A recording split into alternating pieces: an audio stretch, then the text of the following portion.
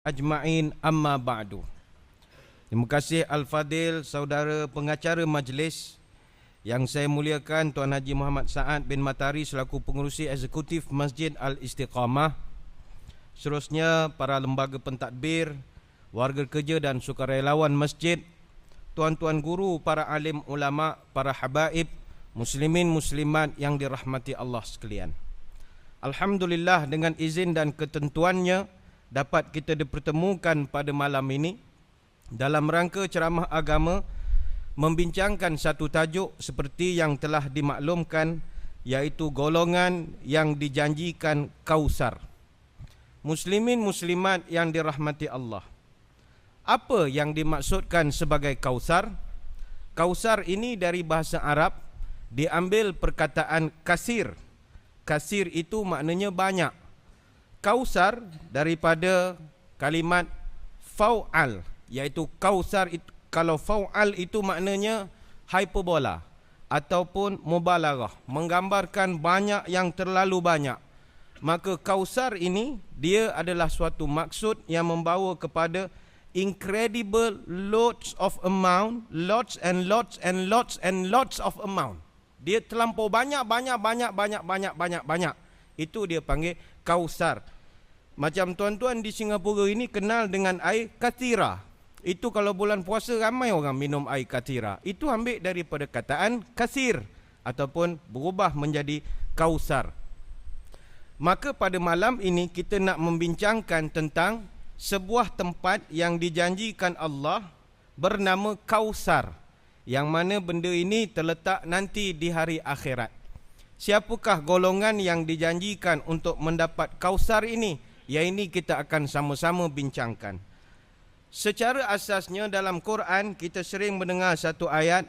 Ayat ini antara surah yang terpendek sekali. Inna a'tainakal kausar fasalli li rabbika wanhar inna syani'aka huwal abtar. Ayat ini, kata Anas bin Malik radhiyallahu anhu, turun ketika Nabi sedang sedih.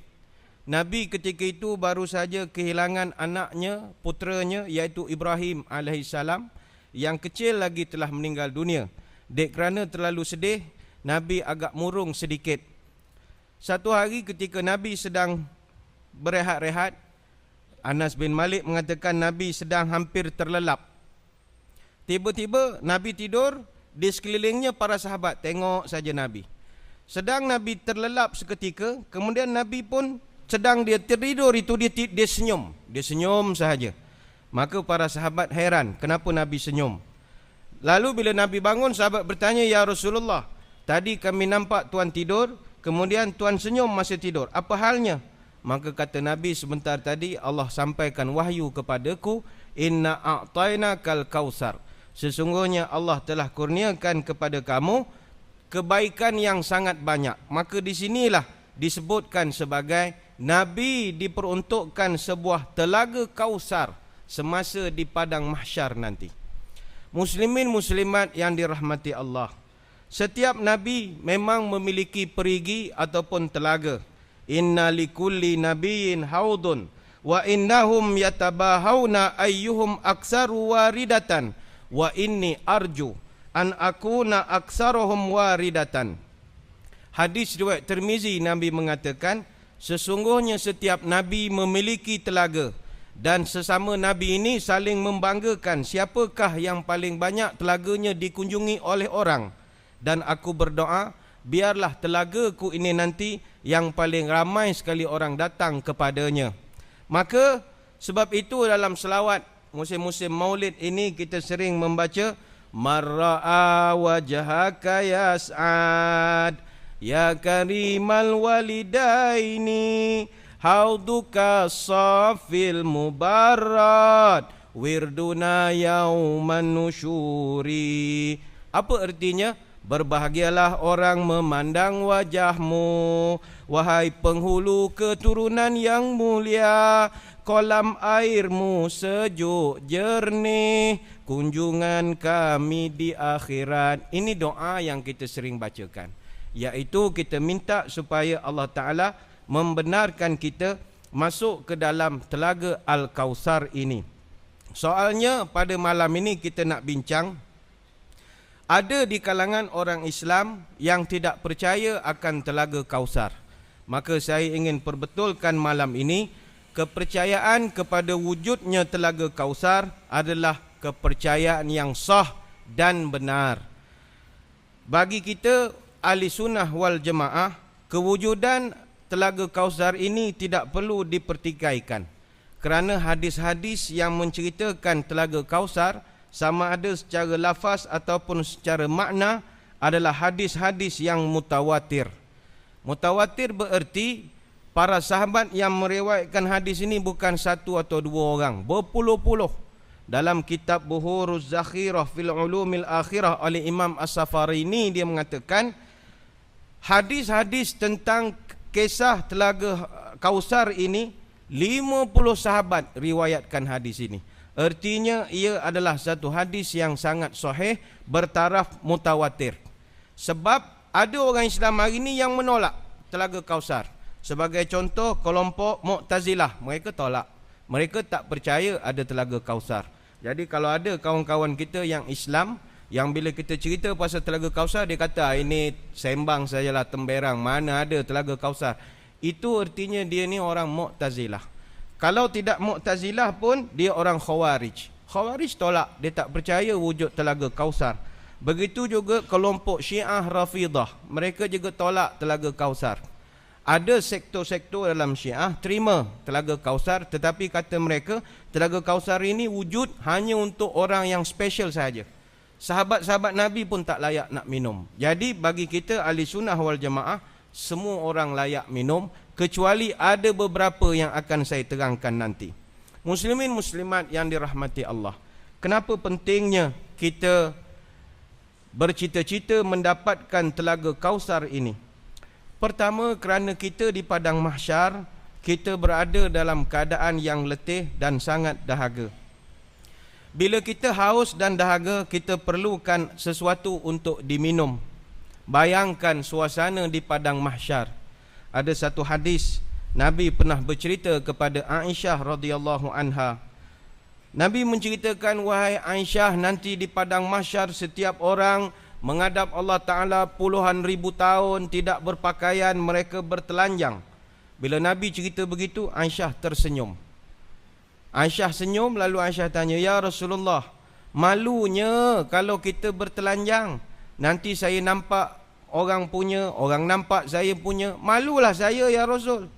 Ketika Aisyah cakap begitu, Nabi marah kepada Aisyah. Jarang-jarang Nabi marah isteri. Itu jam Nabi marah. Kata Nabi, ya natabni Abi Quhafah, hei anak Abu Bakar. Itu Nabi marah betul tu. Biasa Nabi dengan isteri semua panggil Ling Yang, Humairah, darling, baby, macam-macam. Tapi julung-julung kali Nabi marah kepada Aisyah, sebab Aisyah macam main-main ketika dia cerita pasal padang mahsyar.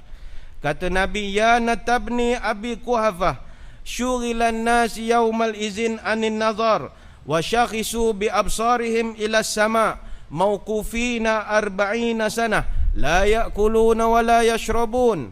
Wahai anak Abu Bakar, manusia di padang mahsyar terlalu sibuk hingga tidak sempat nak memandang satu sama lain. Setiap manusia akan berdiri di atas padang mahsyar, kepala mereka mendongak ke arah langit, memandang tidak henti-henti selama 40 tahun tidak turun kepala-kepala mereka. Dan mereka tidak mau makan dan tidak mau minum. Bayangkan tuan-tuan, tuan-tuan berdiri pandang ke langit 40 tahun, jangan turun-turun. Tuan-tuan baru 15 minit duduk bawah, pandang penceramah pun sudah sakit leher apa macam. Ini 40 tahun, lagi mau tengok orang keliling. Itu sebab Nabi marah kepada Aisyah. Apa yang berlaku dalam tempoh kita berdiri itu? Dalam hadis sahih riwayat Muslim, Miqdad bin Al-Aswad radhiyallahu anhu mencatatkan, Nabi pernah berkata, tudna syamsu yaumal qiyamati, jarak matahari di padang mahsyar hanyalah sejengkal.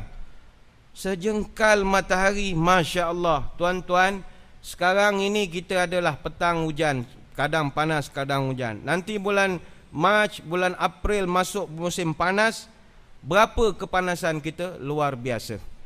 Panasnya kita duduk di sebelah Katul Istiwa ini, matahari sekarang jaraknya berapa jauh daripada kita? Sekarang matahari jaraknya 93 juta batu. Kalau dalam kilometer, 149.6 juta kilometer jarak matahari.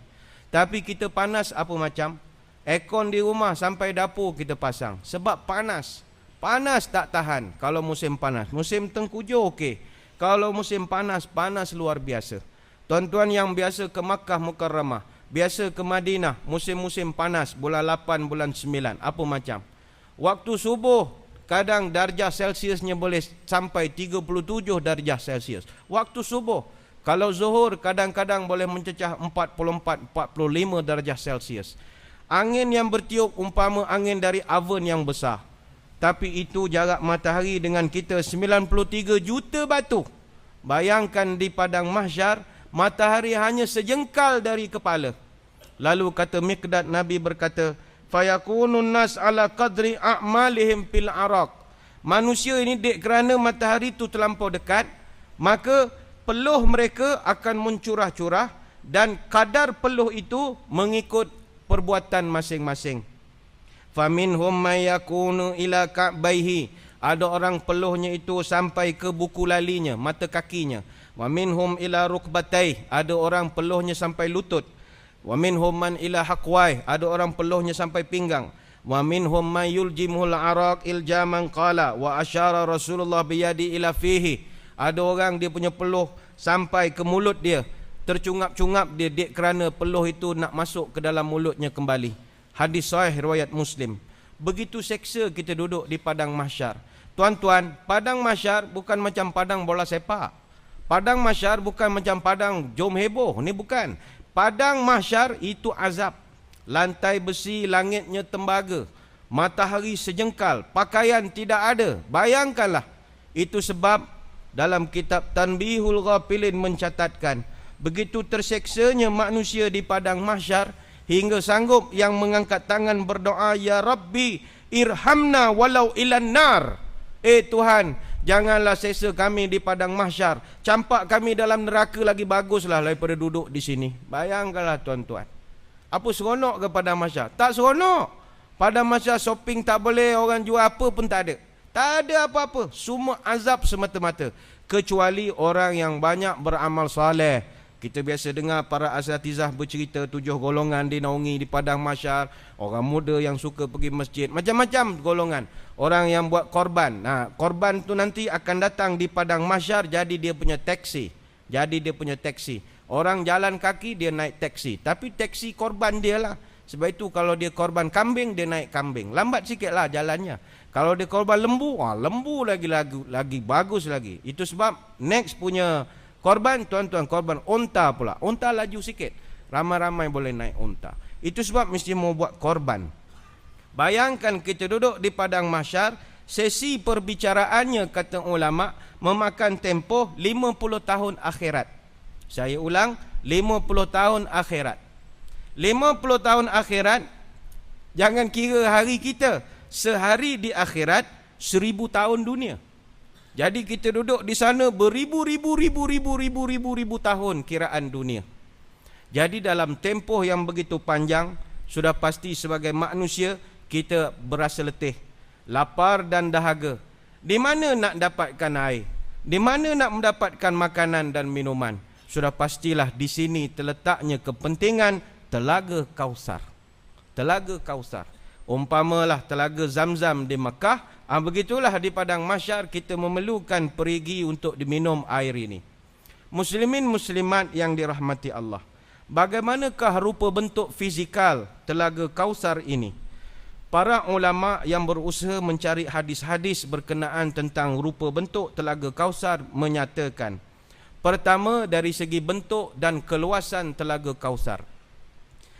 Kausar ini kata ulama dia berbentuk 4 segi.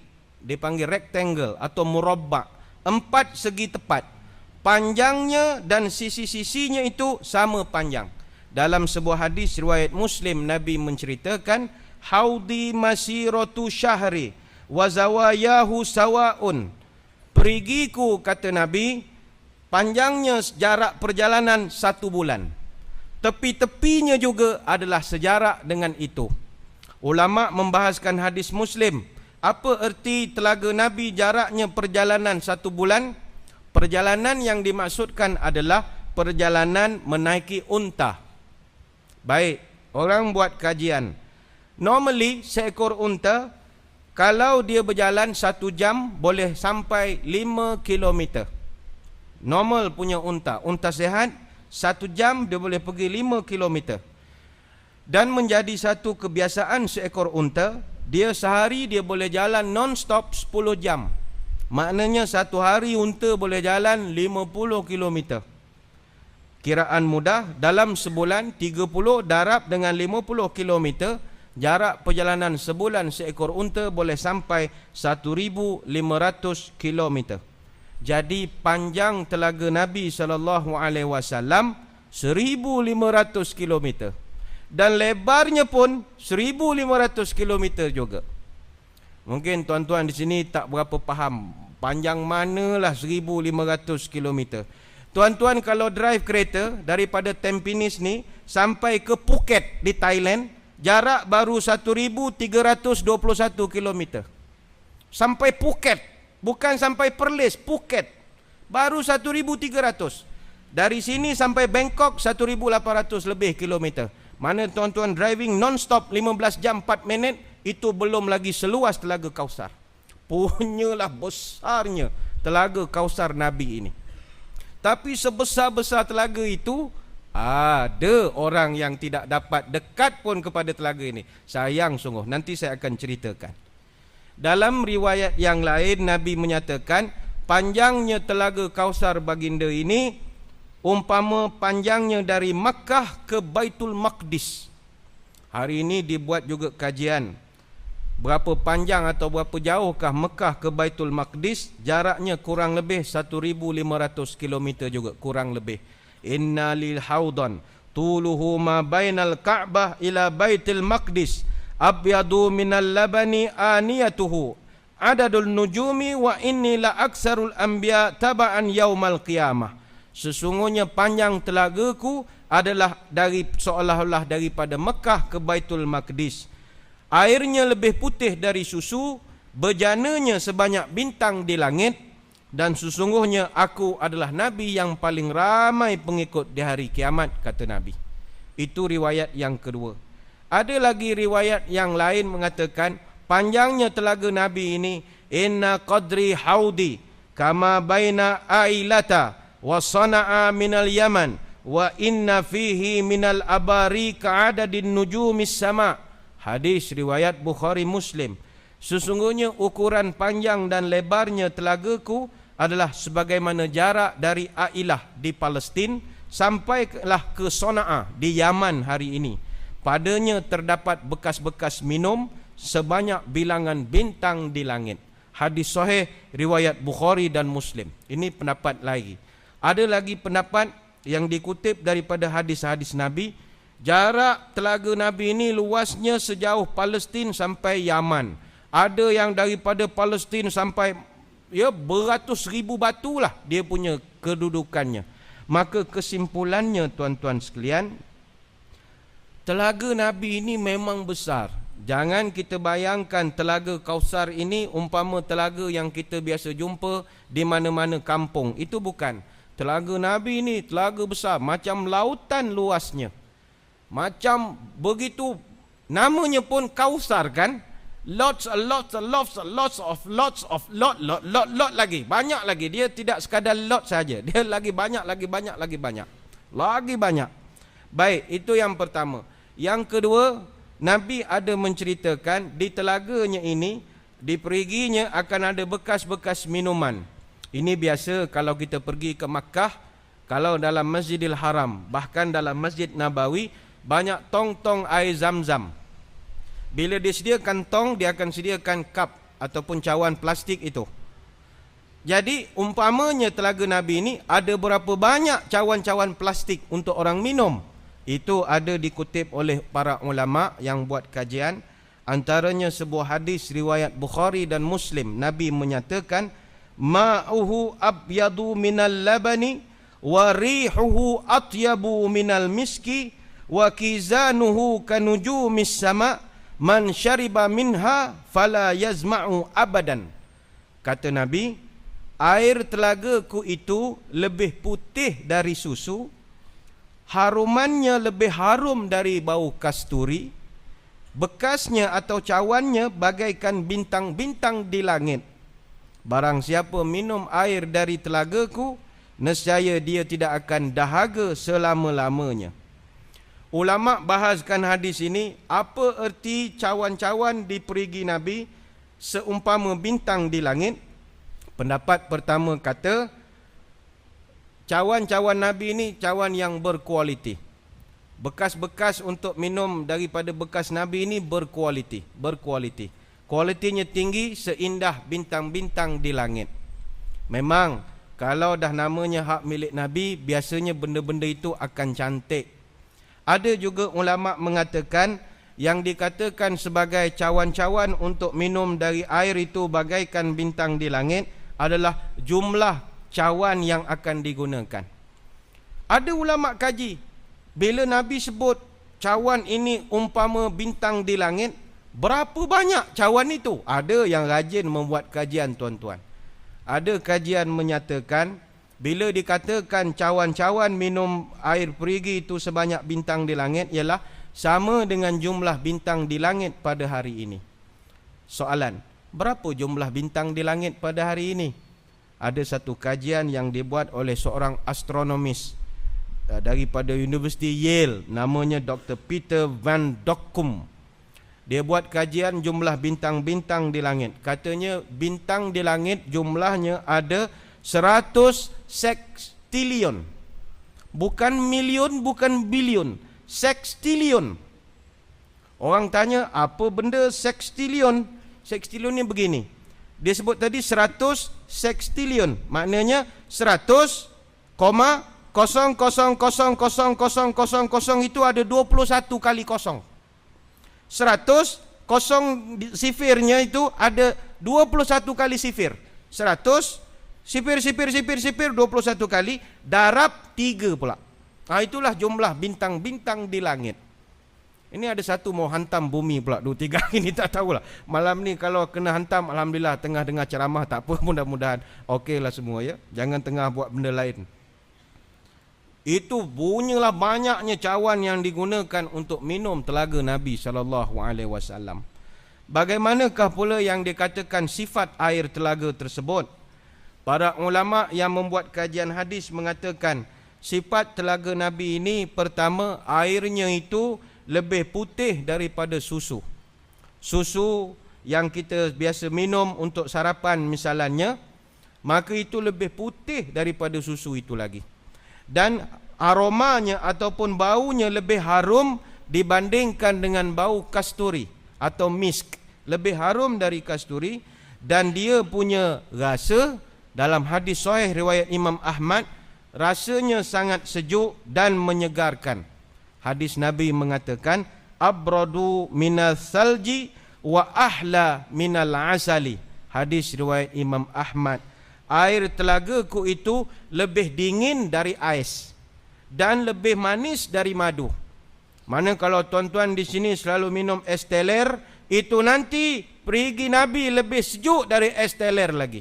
Lebih sejuk dari air batu campur, lebih sejuk daripada float, lebih sejuk daripada segala-gala air batu yang biasa kita minum. Sangat menyegarkan. Di manakah sumber air telaga Nabi itu? Ini masalah sedikit. Sebab kita orang Melayu kebiasaannya memahamkan telaga Nabi ini dengan gelaran Telaga Kausar atau Perigi Kausar. Hakikatnya kata ulama, perigi Nabi bukan namanya Kausar. Nabi dalam banyak hadis menyebut kalimat haud. Haud ini maknanya kolam ataupun perigi. Tetapi Kausar itu datang dari mana? Rupanya kata ulama, asal kalimat Kausar itu datang daripada nama sebatang sungai di dalam surga. Yang mana sungai ini namanya Kausar. Dari sungai ini disalurkan melalui satu alat dipanggil mizab. Mizab ini umpama saluran paip. disalurkan ke dalam perigi itu. Dalam hadis riwayat Muslim, Nabi mengatakan, yaghuttu fihi mizabani yamuddanihi minal jannah ahaduhuma min zahabin wal akhiru min warikin.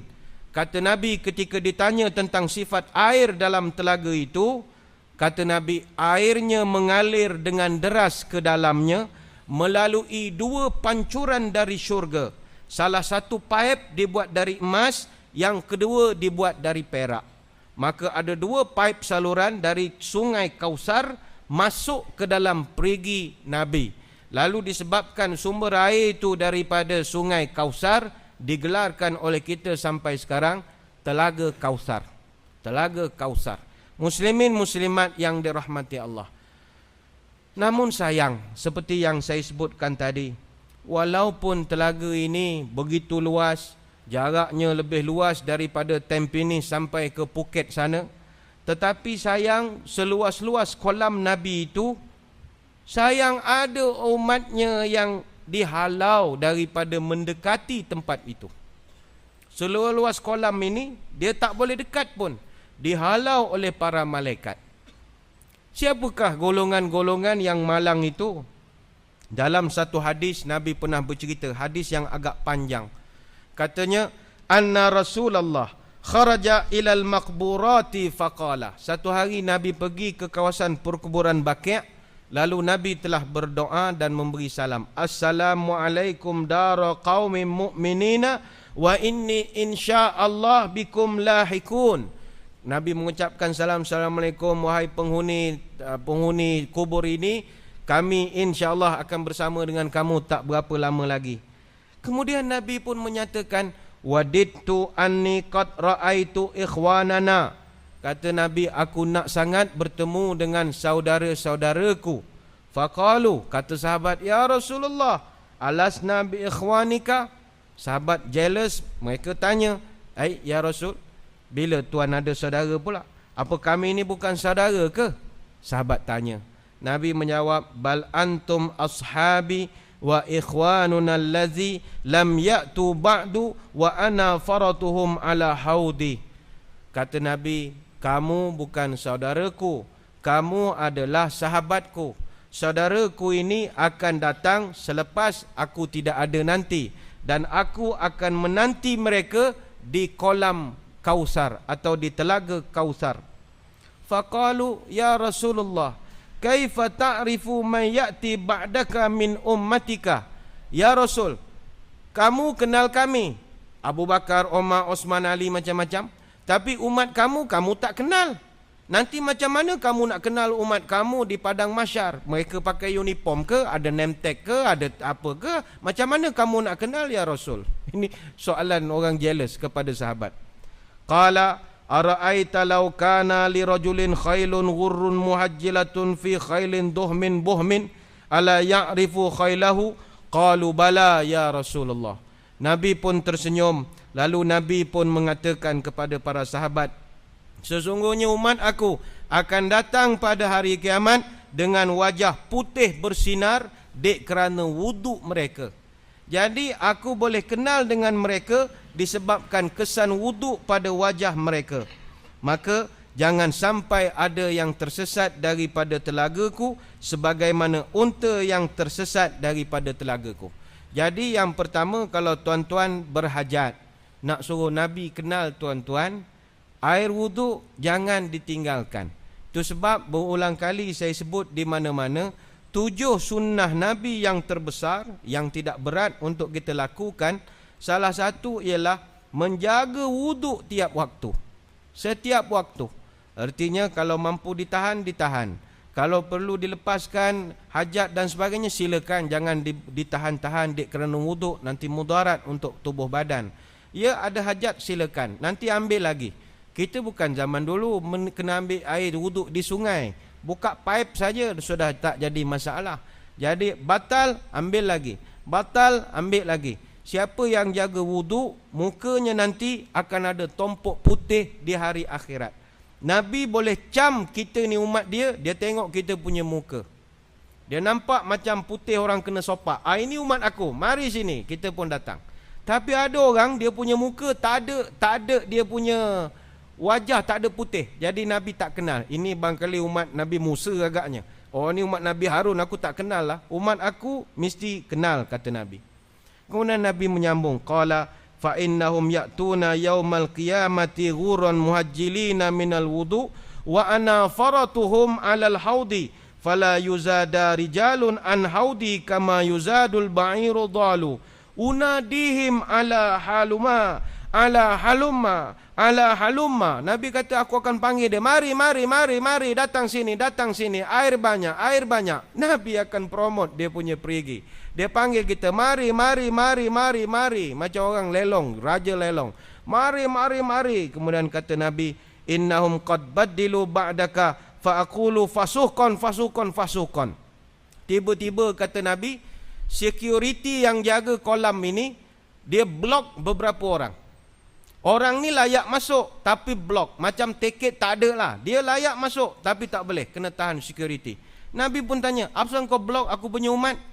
Lalu kata Jibril dan malaikat yang menjaga security kolam ini, minta maaf ya Rasul, ini orang lepas kau wafat dia lupa sama agama, dia tak layak masuk sini.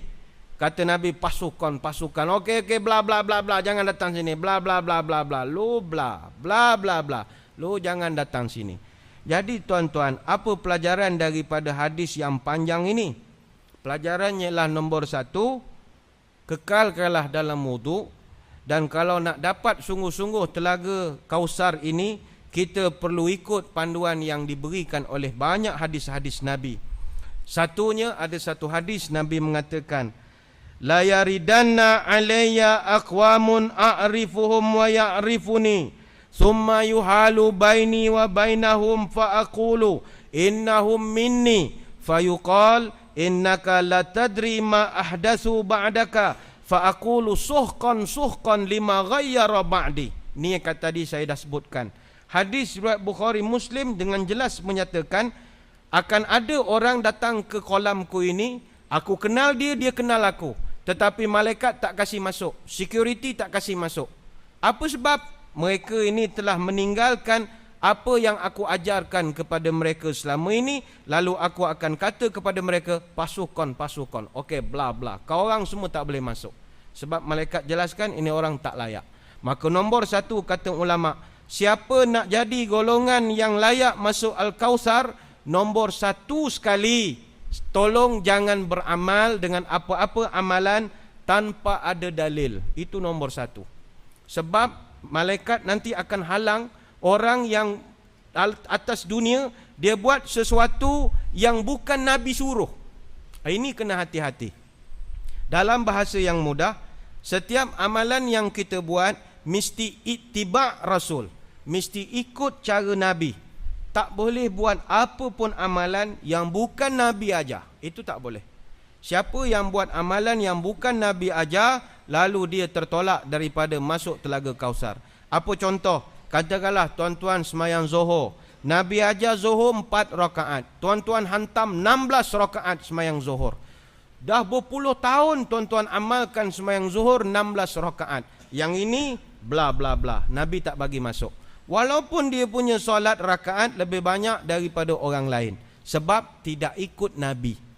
Ataupun tuan-tuan ambil wudu tidak ikut cara Nabi.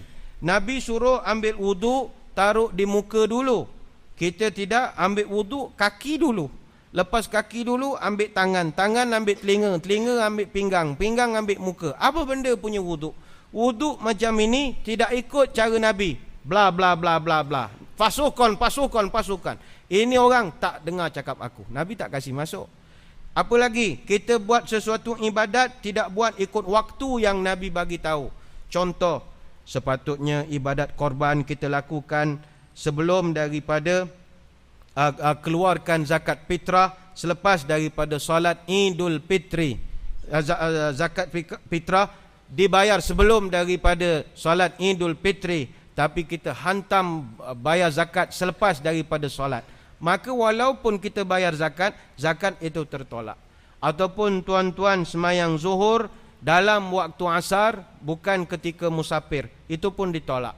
Semayang subuh pukul 3 petang juga ditolak walaupun kunutnya panjang lebar. Itu tidak dibenarkan sebab mesti sesuai dengan ajaran Nabi. Begitu juga tempat ibadat. Misalnya Nabi mendidik kita, kalau buat haji, umrah mesti ke Mekah, tapi kita buat haji di Sentosa Island. Itu tak boleh. Walaupun pakai ihram tak boleh. Ataupun tuan-tuan iktikaf, patutnya iktikaf Masjid Istiqamah. Tuan-tuan iktikaf dalam Universal Studio sebagai contoh. Nawaitu iktikaf pi hadzal Universal Studio pi Pulau Sentosa lillahi taala. Tak boleh. Siapa buat amalan yang bukan Nabi punya cara, out. Bla bla bla. Dia akan jadi begitu. Maka ini nombor 1. Hati-hati. Setiap amalan kita pastikan mengikut apa yang Nabi ajar. Korban misalnya, Nabi ajar korban ada haiwan-haiwan yang patut kita korban. Unta, lembu, kambing. Ataupun haiwan-haiwan yang seadik-beradik dengan itu. Contohnya lembu campur kambing. Anaknya sah juga korban. Lembu campur kambing jadi lembing lah. Lembing boleh dikorbankan. Lembu campur kerbau jadi lembau pun boleh. Dia tak boleh lembu campur rusa. Tak boleh lah. Lembu campur ayam pun tak boleh. Ada orang dia buat korban kuda misalnya. Ayam yang tidak dituntut. Boleh dibahaskan tapi tidak dituntut. Sedangkan dia mampu untuk membeli bahagian kambing misalnya. Walaupun dia buat korban, tapi dia tidak ittiba' Nabi, maka ditolak. Ditolak. Justru ini yang pertama. Kalau nak betul-betul dapat telaga Kausar ini, setiap amalan kita mestilah ikut apa yang Nabi ajar sahaja. Jangan lebih-lebih dan jangan berkurang-kurang. Itu yang pertama. Yang kedua kata ulama, kalau nak mendapat telaga Kausar daripada Nabi ini, nombor 2 ini yang penting. Selalulah berselawat kepada Nabi SAW. Hanya orang yang berselawat kepada Nabi saja yang Nabi kenal dia ada cop pada muka dia untuk dia dapat masuk telaga Kausar. Dan orang yang banyak berselawat adalah orang yang layak mendapat cahaya di padang mahsyar. Tuan-tuan sekalian, saya menyeru diri saya dan tuan-tuan sekalian, ayo kita banyakkan berselawat. Selawat ini manfaatnya sangat tinggi. Ada tak berapa lama dulu seorang teman saya, ayahnya meninggal dunia. Pergilah kami ziarah. Ayahnya ni dah tua, umur kat 80 tahun. Dah tua, kedut-kedut dah muka. Tapi ketika meninggal dunia, ketika diuruskan jenazahnya, arwah ni jadi orang muda. Kalau salah-salah tengok ingat bela hantu raya lah. Ini memang lain betul dia jadi.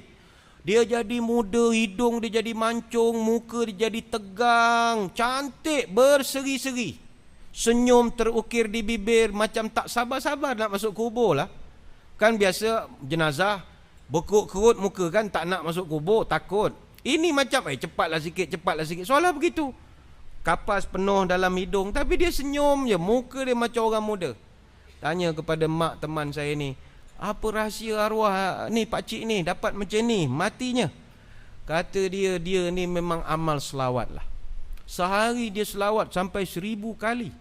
Mana nak dapat tuan-tuan, 1000 kali selawat satu hari. Allahumma salli ala Muhammad wa ala ali Muhammad. Allahumma salli ala Muhammad wa ala ali Muhammad. Selawatlah. Cuma kadang-kadang kita ni ada ustaz-ustaz muda marah. Selawat kita ni tak betul. Apa Sayyidina ni tak payah, Nabi tak suruh Sayyidina. Kalau nak selawat Allahumma salli ala Muhammad wa ala ali Muhammad, tak payah Allahumma salli ala Sayyidina Muhammad wa ala ali Sayyidina Muhammad. Dia benda ini tak perlu kita perbesarkan isu ini. Sebab memang benar Nabi tidak ajar sahabat menyebut Allahumma salli ala Sayyidina. Nabi tidak sebut. Sebab Nabi atas kapasitinya sebagai seorang manusia yang tawaduk dan merendah diri. Dia umpama beginilah, katakanlah nama saya Profesor Dr. Tan Sri Badli Shah Alauddin. Tiba-tiba pengurusi masjid tanya, tuan siapa nama? Nama saya Profesor Tan Sri Dr. Badli Shah Alauddin. Itu mengada-ngada namanya. Bila orang tanya, tuan siapa nama? Nama saya Badli Shah. Sebab tawaduk, sedangkan nama saya panjang lagi. Maka begitulah sifat Nabi. Ya Rasulullah, apa selawat nak baca? Allahumma salli ala Muhammad wa ala ali Muhammad. Cukuplah. Sebab Nabi takkan nak kata Ya Allah, berilah salawat dan salam kepada Tuan Muhammad dan kepada keluarga Tuan Muhammad. Nabi tawaduk lah. Kita pula sebagai penghormatan menyebutnya sebagai Sayyid. Tak sebut pun boleh, sebut pun boleh. Yang penting banyakkan berselawat. Dulu saya pernah sampaikan satu fadilat selawat ini dalam satu ceramah. Semasa saya di Mesir dulu, satu tempat orang-orang sufi di Mesir namanya Tonto. Tonto ini tempat ramai orang sufi, orang tarikat di situ. Ada satu syekh namanya Syekh Ahmad Al-Badawi. Dia ni memang terkenal lah selawat dia yang masyhur, selawat Anwar atau selawat Nurin. Ada orang baca selawat Badar, macam-macam lah, selawat Badawi.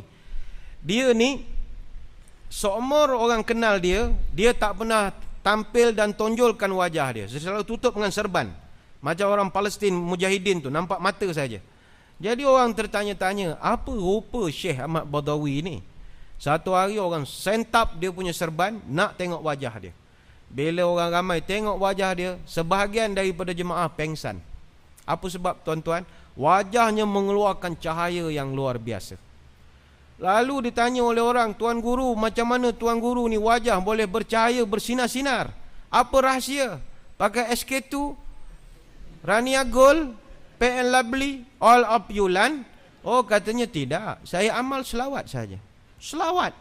Apa selawat itu? Saya bacakanlah sedikit. Allahumma salli wa salim ala nuril anwar wasiril asrar. Itu sebahagian. Selebihnya sila buka YouTube. Dalam YouTube ada banyak. Ya, jangan malas buka YouTube. Dalam itu amalkan selawat, terutama kaum ibu. Kalau amal, insya-Allah muka jadi cantik secara natural beauty. Tak perlu pakai all abulan ke apa, tak payah pakai lovely apa, selamat duit kita. Banyakkan selawat. Dan orang yang banyak selawat, Nabi memberi jaminan di padang mahsyar dia boleh kenal Nabi. Itu penting. Saya percaya tuan-tuan di sini tak ada yang pernah jumpa Nabi. Mungkin ada yang pernah jumpa dalam mimpi. Itu rezeki. Jangan cerita pada orang. Jangan buat tulis dalam blog lah, masuk Facebook lah. Tak payah. Itu rahsia kita dengan Allah. Jangan cerita-cerita pada orang. Siapa pernah jumpa Nabi, jangan heboh-hebohkan. Biar dia jadi rahsia peribadi. Kalau nak cerita sangat, cerita pada orang yang paling kuat simpan rahsia. Sebab itu orang kalau mimpi jumpa Nabi, dia sembang-sembang sama orang, ini belum tentu betul lah dia punya mimpi. Sebab kalau kita mimpi jumpa Nabi, kalau Nabi itu kita tengok dan sampai dia perkenalkan, saya Nabi, itu belum tentu Nabi. Belum tentu. Walaupun ada hadis sahih mengatakan, siapa jumpa Nabi dalam tidur, maka itu betul. Sebab syaitan tak boleh menyerupai. Memang. Tetapi syaitan, dia boleh declare dia Nabi. Kita tak kenal. Katakanlah Nabi itu datang dalam mimpi, syaitan dia merupakan muka siapa?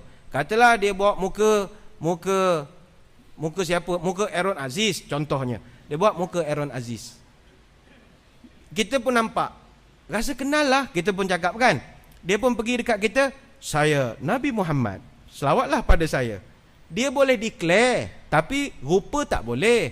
Jadi jangan tertipu. Kalau ada orang kata dia tidur, dia mimpi. Sebab mimpi kalau declare, belum tentu. Dia mimpi yang benar, kata ulama. Awak nampak Nabi, Nabi tak payah cerita, saya Nabi lah, tak payah. Kita tengok, kita tahu dia Nabi. Sebab Nabi ni dia ada aura dia. Macam kita tengok Perdana Menteri lah. Perdana Menteri kalau dia jalan ramai-ramai, dia seorang, kita kenal dia ni somebody.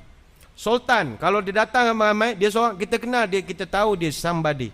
Sama macam Nabi, kalau ribuan orang pun kita nampak dia, kita tahu itu Nabi. Sebagaimana Datuk Harundin pernah bercerita, berkongsi tentang pengalamannya bermimpi bertemu Nabi. Dalam keadaan dia menangis-nangis menceritakan, dia pernah mimpi 2 kali.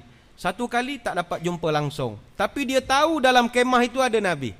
Sebab ketika dia nak masuk, dia tanya orang, siapa kat dalam ni, macam rasa lain macam. Oh, Rasulullah kat dalam. Oh iya ke? Dia nak masuk tak dapat kan, sebab orang terlampau ramai. Kemudian second time dia mimpi lagi, dia nampak kasut saja. Itu yang dia nangis tu, bila lah nak boleh dapat full.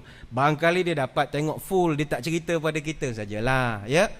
Jadi rata-rata di sini tidak pernah nampak Nabi. Jadi macam mana tuan-tuan nak kenal Nabi? Rupanya Nabi ini dia punya wajah ada cahaya. Nabi pernah satu peristiwa, Aisyah sedang menjahit waktu malam. Sedang dia menjahit, pelita yang dia gunakan itu terpadam. Jarum terjatuh, bilik jadi gelap gelita. Tiba-tiba kata Aisyah, pintu kamar dibuka, ada satu cahaya masuk. Aisyah fikir, hari dah siang agaknya.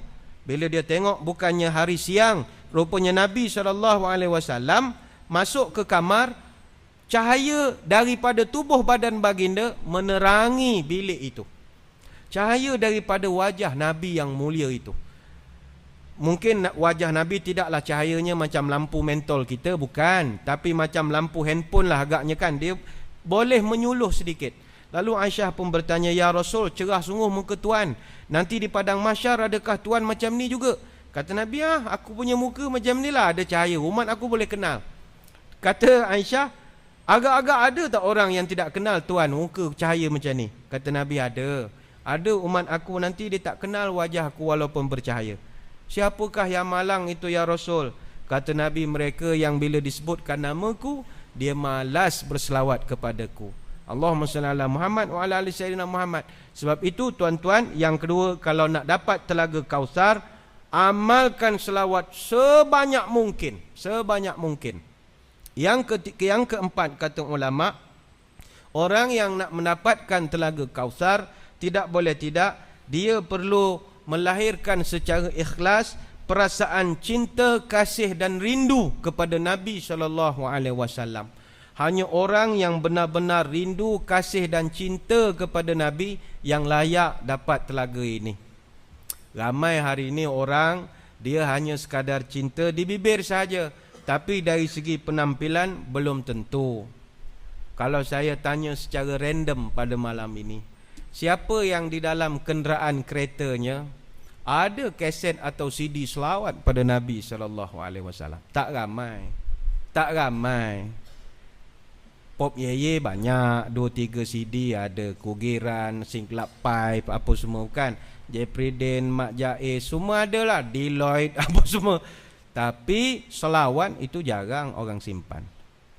Lalu bagaimana nak mendakwa kita ini cinta Nabi? Dalam kenderaan kita, selawat Nabi pun tidak ada. Justru itu orang yang benar-benar cinta kepada Nabi, dia memang cinta betul lah. Sampai setiap pergerakan, tutur kata, barang-barang milik dia, dia memang sayang betul pada Nabi SAW. Saya baru menonton satu YouTube tentang, saya kira tuan-tuan dah lama tonton YouTube, saya baru tahu. Chechen punya presiden, Grozny ke apa nama, dia dapat satu mangkuk. Mangkuk ini dikatakan sebagai mangkuk milik Nabi SAW. Kalau tuan-tuan balik ada internet, buka lah, tengok. Tulis tu Chechen Bowl of Prophet. Type lah apa-apa, nanti keluar lah nanti gambar itu. Dia katanya mangkuk ini, memang dalam hadis-hadis sahih, Nabi memiliki sebiji mangkuk.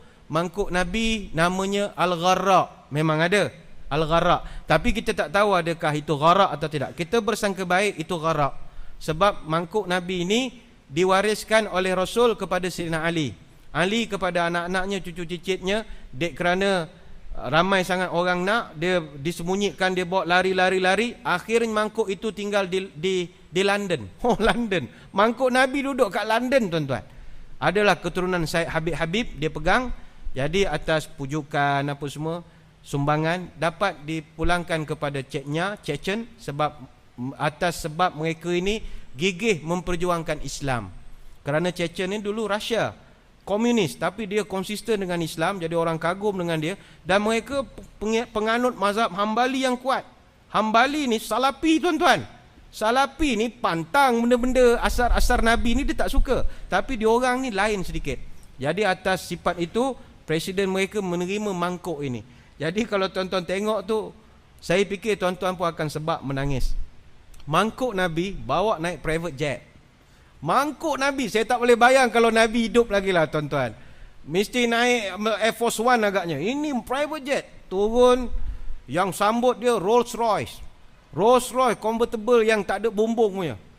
Yang escort dia S-Class Mercedes 500 S-Class. Paling mahal punya Mercedes, semua hitam, ada siren. 3-4 rasa 10, lebih daripada 10 Mercedes convoy. Bawa mangkuk saja. Yang saya syok tu, dia presiden, pemimpin-pemimpin Chechnya ni, memang semua itu semua gangster tu semua tuan-tuan. Sebab dulu nak lawan dengan rebel-rebel penggana-penggana ni mesti mau cari gangster juga baru boleh lawan gangster. Tapi walau gangster macam mana pun tuan-tuan, buka saja kotak ada mangkuk Nabi, dia buka saja nangis. Nangis macam perempuan. Tengok mangkuk saja. Saya tak boleh bayar kalau tengok Nabi lah tuan-tuan. Tengok mangkuk nangis. Angkat mangkuk nangis macam ni. Orang keliling semua. Sebab mereka fikir ini mangkuk Nabi pernah guna. Nampak betul kasih sayang pada mangkuk saja. Mangkuk Nabi nama Al-Gharra. Dia bawa sampailah Masjid Grozny. Dia taruhkan air, dia minum, nangis. Semua orang nangis. Nanti kalau tuan-tuan ada masa tengoklah Chechen and the Bull of Prophet. Jangan pertikai tentang bull itu. Sebab Nabi ni memang dia ada mangkuk nama Al-Gharra. Kalau tuan-tuan nanti nak ikut sunnah, bolehlah di rumah kita. Macam Nabi kan saya pernah cerita, tikarnya ada nama Kaz. Nabi ada mangkuk nama Gharra. Jadi tuan-tuan nanti balik, barang-barang rumah taruh nama. Taruh nama. Kita punya cawan taruh nama. Kita punya handphone taruh nama. Kita punya mangkuk taruh nama. Mau taruh nama apa? Banyak. Kalau mangkuk kita taruh nama contoh Hayun misalnya. Nanti balik suruh anak ambil kita punya mangkuk. Kakak tolong ambil mak punya Hayun. Apa Hayun mak? Mangkuk, mangkuk. Oh mangkuk Hayun. Mangkuk Hayun. The swinging bowl namanya. Jadi memang kita tengok dalam video klip itu, memang sayang betul lah mereka itu. Baru tengok mangkuk, nangis-nangis tuan-tuan. Saya tak boleh bayarlah kita di Singapura kalau dapat tengok barang Nabi. Saya kira kita pun nangis. Kita pun nangis. Sebab mengenangkan benda itu pernah digunakan oleh seorang manusia mulia di sisi Allah Subhanahu Wa Taala. Sayangnya orang ya. Kemudian yang kelima, bagi orang yang nak mendapatkan telaga Al-Kautsar ini, tidak boleh tidak, dia mestilah berusaha pada bulan Ramadan Al-Mubarak nanti memberi makan kepada orang yang berpuasa. Ni nak kempen beria-beria sangat pun, Ramadan jauh lagi, dia punya mood tu tak ada lagi. Tapi nanti kalau hampir dengan Ramadan Al-Mubarak, kalau tuan-tuan ada kesempatan rezeki lebih, berusahalah untuk nak sponsor orang-orang berbuka puasa. Siapa yang sponsor orang berbuka puasa, dia dapat jaminan masuk, dapat jaminan mendapat telaga Al-Kautsar. Sebab itu inilah 5 perkara yang kata para ulama yang boleh mensabitkan kita mendapat telaga Kautsar. Yang paling mustahak sekali itulah yang saya sebutkan dalam hadis tadi. Nabi paling tak suka kalau orang itu selepas daripada baginda wafat, dia tukar agama dia kepada agama lain. Maksud tukar bukan sekadar murtad, tetapi dia menukar pelajaran-pelajaran dalam agama ini.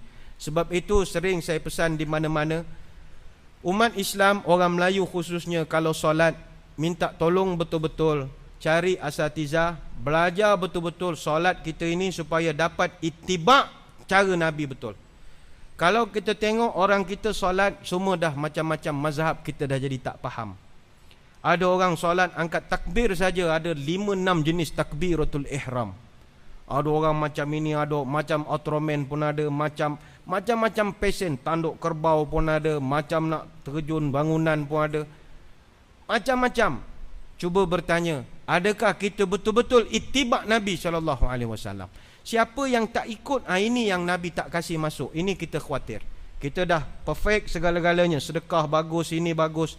Tiba-tiba yang kita buat tidak ikut apa yang Nabi suruh, ikut spek dia, tak ikut standard ISO Nabi itu. Ini kita khawatir.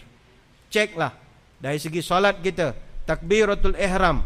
Kalau nak ikut mazhab Syafi'i, ikut Syafi'i. Nak ikut Hambali, biar total Hambali 100%. Nak ikut Maliki, full swing Maliki. Jangan takbir Maliki, duduk Syafi'i, tahiyat awal Hambali. Ini sudah rojak campur, tak boleh. Konsisten. Wuduknya begini, salatnya begini, konsisten. Sebab keseluruhan mazhab semua mengambil hadis yang sahih, mengikut cara Nabi. Tapi jangan campur caca marba. Ada orang angkat tahiyat, asyhadu an la ilaha illallah, dia cari signal. Tak salah. Kita tidak kata you punya solat batal. No. Tidak ada hak kita membatalkan semayang orang. Semayangnya insya-Allah sah di sisi Allah. Isunya awak ikut siapa? Baik, kalau dia kata, oh saya buat begini sebab dalam mazhab ini mengatakan Nabi pernah begini. Okey, silakan. Ahlan wa sahlan. Kita tak nak awak semayang ikut Arab saja. Kita tak nak.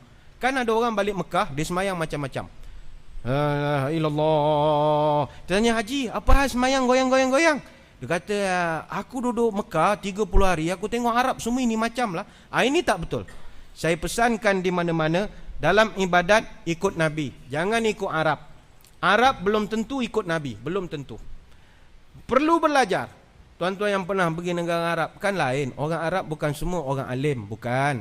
Yang datang tempat kita ni je yang alim. Yang sana kerja tebang pokok pun ada. Kerja rubbish collector pun ada. Bukan semuanya alim. Yang datang tempat kita saja yang alim. Yang datang bersyarah maulid Habib-Habib, itu lain.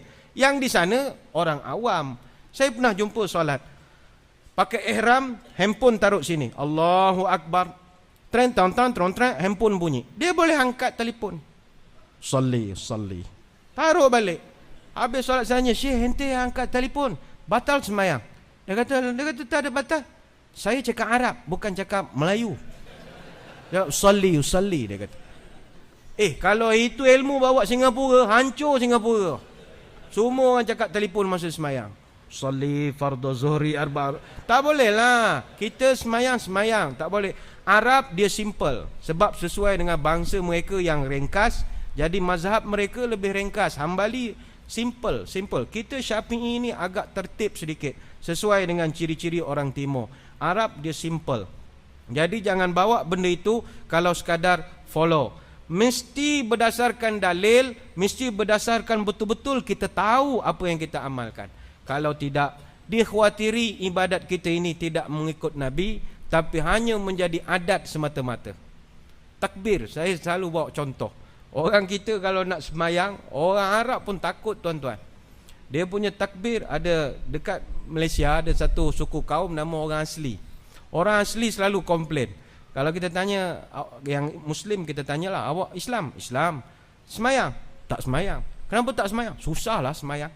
Apa saya susah? Banyak jampi lah. Dia cakap semayang banyak jampi. Kata mana ada jampi? Itu imam selalu jampi nak semayang. Masa bila? Rupanya dia keliru. Kan imam bila berdiri nak solat, imam belah-belah Nusantara ni dia satu habit tau. Bila dia berdiri nak semayang, pasang mikrofon, dia suka baca macam-macam.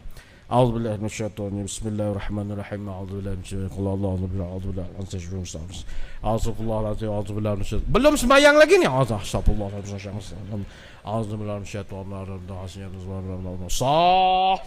Baru soft. Dia punya jampi panjang. Jadi orang jahil bila tengok, wah susah semayang. Apa mau jampi aku pun tak tahu. Fatihah pun aku belum hafal lagi mau jampi. Tapi itu Nusantara punya budaya kan. Kita baca, tak nak ada gangguan syaitan, baca qul a'udzu birabbin nas, baca macam-macam. Baguslah. Tapi untuk orang jahil, wah ini jampi panjang betul lah. Cancel semayang, tak semayang dia orang. Takut dia. Dia kata Fatihah pun kami sebulan hafal belum dapat lagi mau jampi. Kemudian dia tengok kita angkat takbir kan. Salli fardhu. Allah.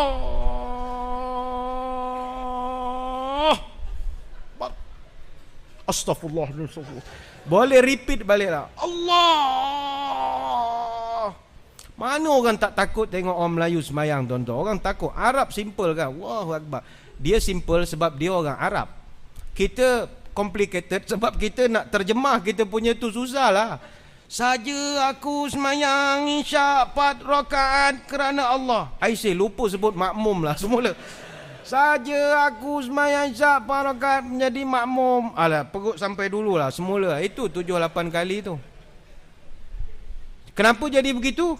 Sebab tak ikut yang Nabi punya kaedah. Nabi ajar, kalau ikut mazhab Syafi'i, qasad, ta'arud, ta'yin, cukup lah kan. Sebut kau semayang apa? Zuhur, okey lah. Tunai ke hutang? Kalau tunai. Makmum ke imam, cukup lah. Dah sebut zuhur, tak payah sebut rakaat. Tuhan tahulah zuhur 4 rakaat, mana ada zuhur 32 rakaat. So tak perlu yang didetailkan, tak perlu detailkan. Ada yang komplain, tak boleh ustaz, mesti mau detail. Okey lah, kalau you nak detail, you kena sebut IC imam sekali lah. saja aku jadi makmum kepada Imam Al-Syekh Al-Ustaz Al-Fadil ni, nombor kad pengenalan, biar detail betul lah. Come on, kita tak sampai begitu. Sebab itu setiap ibadat mesti ikut law, insya-Allah jadi selamat. Itulah satu-satunya tiket untuk masuk surga, untuk mendapat telaga Kausar, iaitu ittiba' sunnah Nabi SAW. Itulah sedikit sebanyak sembang-sembang dan cerita berkenaan tentang golongan yang mendapat telaga Kausar pada malam ini. Kita berdoa kepada Allah Subhanahu Wa Taala, mudah-mudahan walaupun kita ini amalan tidaklah banyak, tetapi kerana kecintaan kita kepada baginda, mudah-mudahan dapat jugalah telaga Kausar. Kerana sabit dalam hadis yang sahih, Nabi pernah tanya kepada seorang sahabat, dunia makin kiamat, sudahkah kau membuat persiapan wahai sahabatku? Dia pun surrender. Ya Rasulullah, saya semayang tak ada banyak, baca Quran sikit-sikit, puasa kadang-kadang, tapi saya cinta sama Tuhan, cinta sama Allah, itu saja. Apa jawapan Nabi? Engkau akan bersama dengan orang yang engkau cintai, mudah-mudahan. Jadi kita dengan rendah diri merayu pada Allah Ta'ala, ya Allah, saya ni malas ya Allah, tengok bola tiap-tiap malam, bila mau qiyamul lail, Champion League lah malam ni, Pahang sudah 1-0 kena apa semua. Jadi saya ni malas ya Allah, tapi tolonglah kasih saya rasa sikit saja telaga Kausar. Saya humble person, saya tahu saya tak banyak ibadat, tapi kesianlah sama saya. Mudah-mudahan begitulah ya. Kalau dapat masuk telaga Kausar, itu nikmat besar untuk menghilangkan haus kita di padang mahsyar kelak. Sekadar itu, insya-Allah kita bertemu pada lain-lain kesempatan. Hari esok saya berkuliah subuh di Masjid Ahmad Ibrahim. Pada yang dekat bolehlah pergi, membincangkan tajuk tentang persoalan kejahilan, iaitu salah satu daripada tujuan Nabi diutuskan, iaitu menghilangkan kejahilan. Tapi sayang hari ini orang Islam, dia Iqra' wahyu pertama, tapi dia antara umat yang paling terkebelakang sekali dalam hal ilmu dan tamadun. Siapa cipta traffic light, tuan-tuan? Charles Adler. Siapa Charles Adler? Yahudi. Di saat dia selalu marah-marah Yahudi, dia lupa Yahudi pun banyak jasa untuk kita. Mikrofon siapa cipta? Speaker siapa cipta? Ini kalau nak tahu, hari esok kita akan bincangkan tentang sunnah menghapus kejahilan, tapi orang Islam lah paling jahil hari ini. Lalu bagaimana kita nak kembali, nak mengangkat martabat orang Islam? Pagi esok kita bincang di Ahmad Ibrahim, dan jam 10 kalau tak salah saya di Fakhrul Razi Quran Center, tajuk Ikhlas dan Riak. Mudah-mudahan apa yang kita sembang-sembang ini memberi manfaat. Kita tutup dengan doa, mudah-mudahan ada barakah. A'udzubillahi minasyaitonirrajim. Bismillahirrahmanirrahim. Allahumma aftah lana qulubana fi talabil ilmi warzuqna ikhlasa fihi wal amalu bihi wan nashru bihi hatta ya'tiyanal yaqin. Rabbi zidna ilma wa wasi' fi rizqina wa barik lana fima razaqtana wa ja'alna mahbuban fi qulubi ibadika wa azizan fi uyunihim wa ja'alna wajihan fi dunya wal akhirah wa minal muqarrabin. Ya kasiran nawal, ya hasanal fi'al, ya qa'iman bila zawal, ya mubdi'an bila misal, falakal hamdu wal minnatu wa syaraf ala kulli hal. Sallallahu ala sayyidina Muhammadin wa ala alihi wa sahbihi baraka wasallam, walhamdulillahi rabbil alamin, wabillahi taufiq wal hidayah. Assalamualaikum warahmatullahi wabarakatuh. Wallahu a'lam.